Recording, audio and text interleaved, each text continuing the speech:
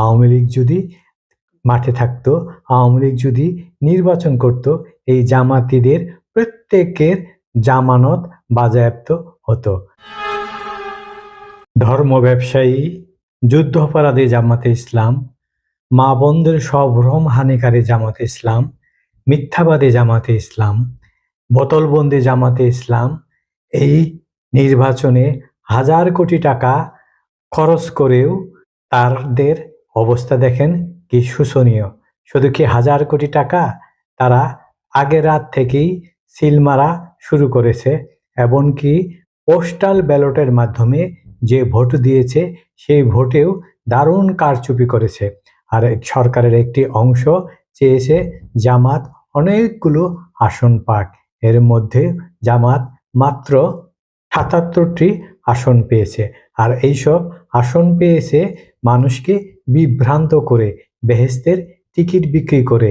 জামাতে ভোট না দিলে, দাঁড়িপাল্লা মার্কায় ভোট না দিলে তাদের ভাষায় কেউ নাকি বেহেশত যেতে পারবে না, কারো ঈমান থাকবে না।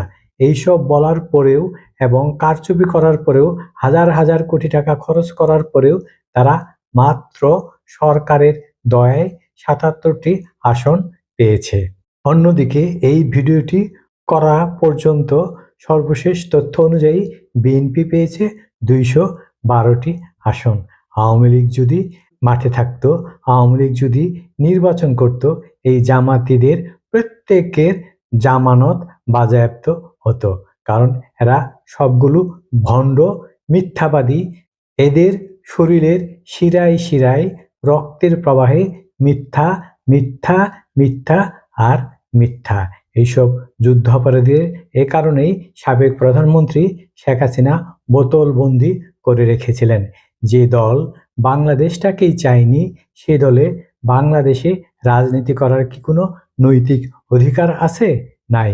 এ কারণেই কিন্তু হাইকোর্ট এই দলটিকে এতদিন নিষিদ্ধ ঘোষিত করে রেখেছিল। কিন্তু এই নিষিদ্ধ ঘোষণার পরেও এই গুপ্ত দলটি গোপনে গোপনে নানান ধরনের ক্রিয়াকলাপ চালিয়ে গিয়েছে এবং বিভিন্ন সেক্টর থেকে হাজার হাজার কোটি টাকা আয় করেছে এবং এখনো আয় করে যাচ্ছে। এইসব অধিকাংশ টাকাই কিন্তু জঙ্গি খাতে ব্যয় হবে এবং হচ্ছে।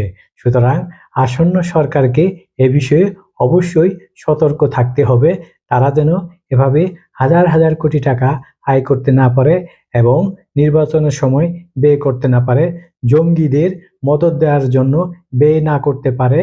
সেই বিষয়ে অবশ্যই বিএনপি